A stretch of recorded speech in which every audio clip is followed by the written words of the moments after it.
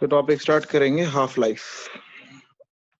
तो half life होता क्या है? किसी भी रिएक्टेंट की कॉन्सेंट्रेशन हाफ करने में, हाफ होने में कितना टाइम लगेगा। रिएक्टेंट से प्रोडक्ट की डायरेक्शन में जाता है, पहले रिएक्टेंट होता है, फिर वो प्रोडक्ट में धीरे धीरे कन्वर्ट हो रहा था, कितने टाइम में आधा रिएक्टेंट प्रोडक्ट में कन्वर्ट हो जाएगा, उसे बोलते हैं हाफ लाइफ। ठीक है, डेफिनेशन क्या होगी? The time required to reduce the concentration of reactant to half of its initial value। तो बेसिकली जो रिएक्टेंट की कॉन्सेंट्रेशन है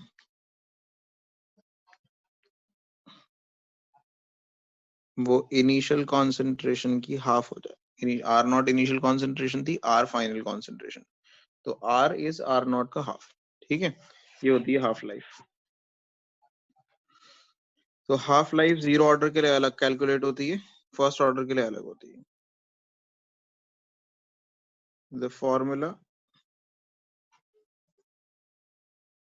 for calculating half-life is different for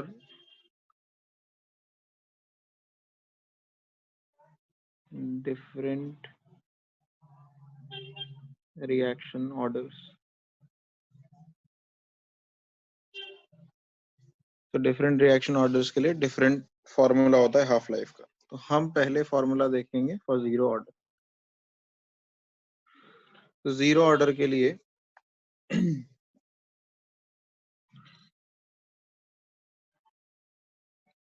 the integrated rate equation, basically the integrated rate equation जो आपको last class में कराई मैंने, is k की वैल्यू किसके इक्वल थी? R naught minus R upon T.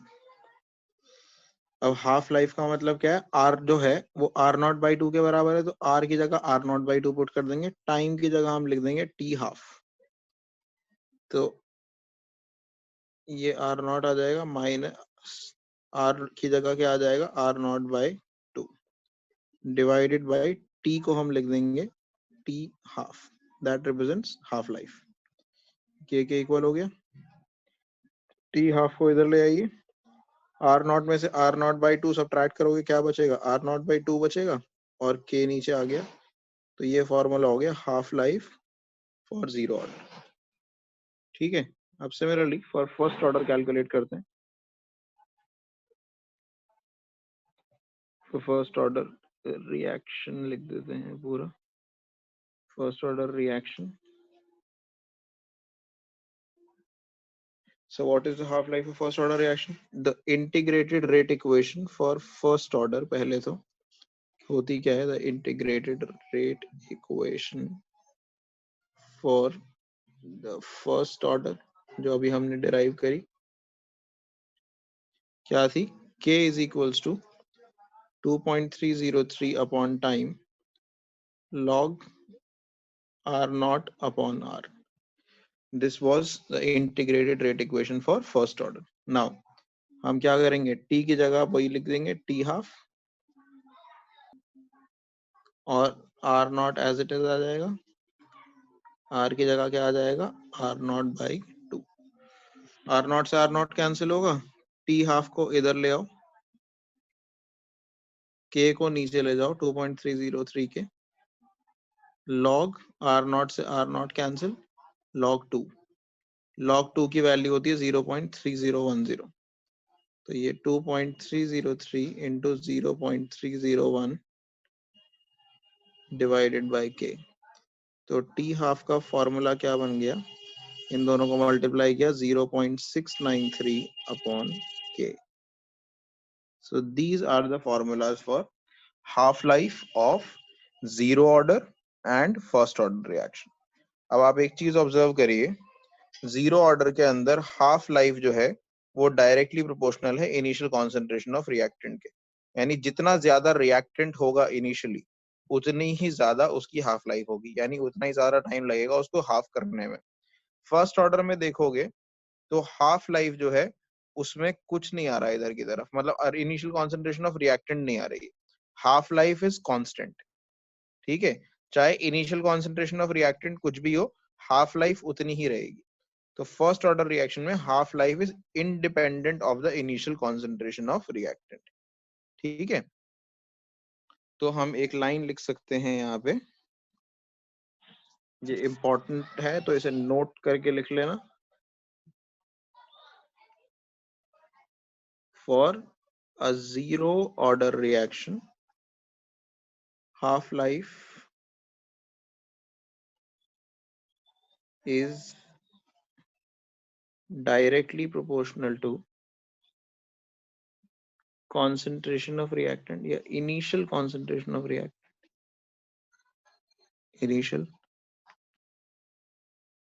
concentration of a reactant while for first order half life is independent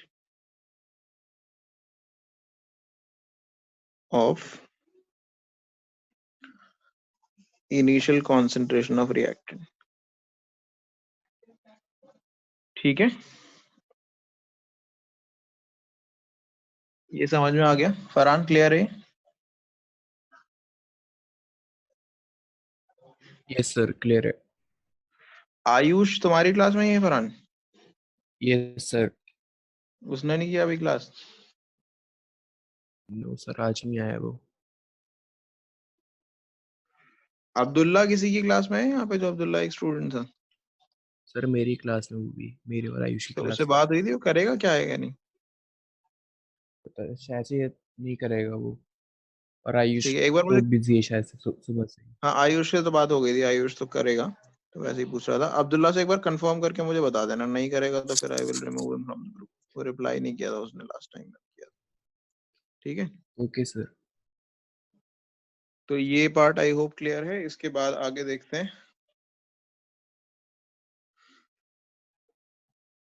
कुछ numericals कर लेते हैं अब इस टॉपिक के ऊपर जो हमने किया है। क्वेश्चन नंबर 2 से स्टार्ट करते हैं। तो रिएक्शन है, उन्होंने दे रखा है reaction 2A plus B is giving A to B। ठीक है, rate is represented by the equation K A की पावर 1 B की power 2।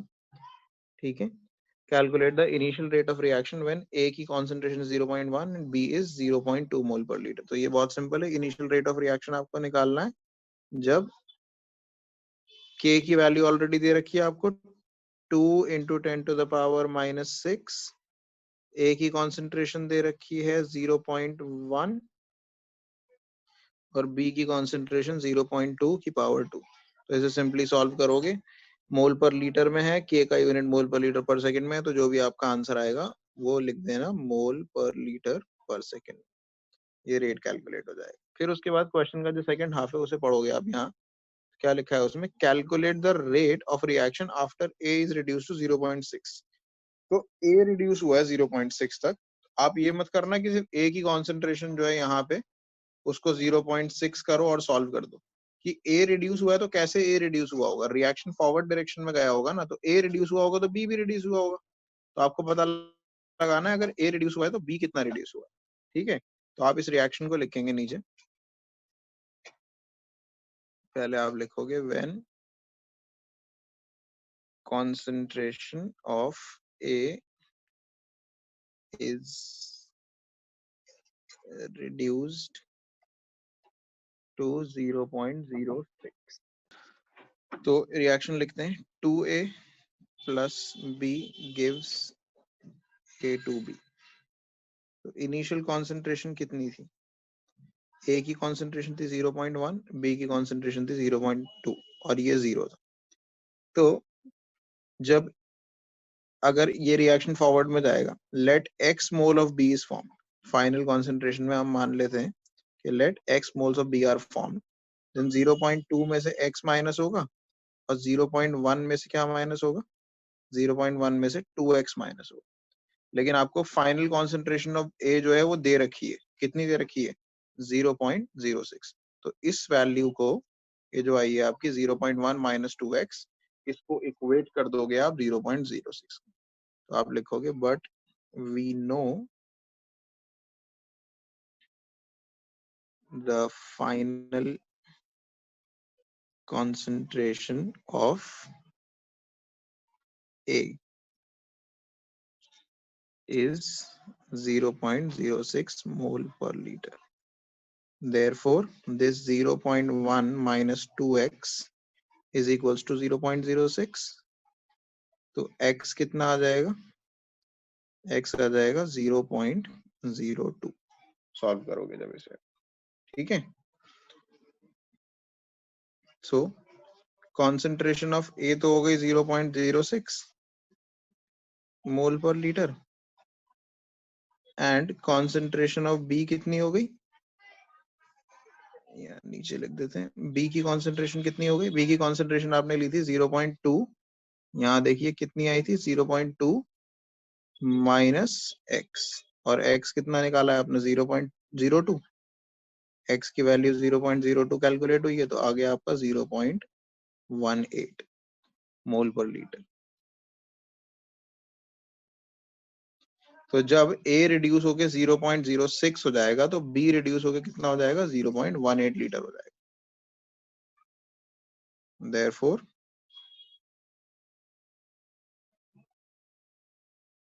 Final rate of reaction कितना हुआ,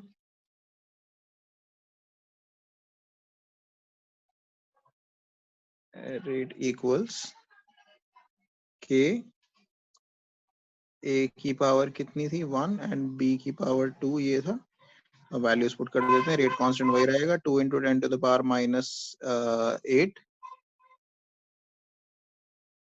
माइनस 6, सॉरी माइनस 6 था। A की वैल्यू 0.06 हो गई है और B की वैल्यू 0.18 हो गई है, इसका स्क्वायर। तो ये सॉल्व करके जो भी आपका आंसर आएगा मोल पर लीटर पर सेकेंड, ये रेट का आंसर आ जाएगा।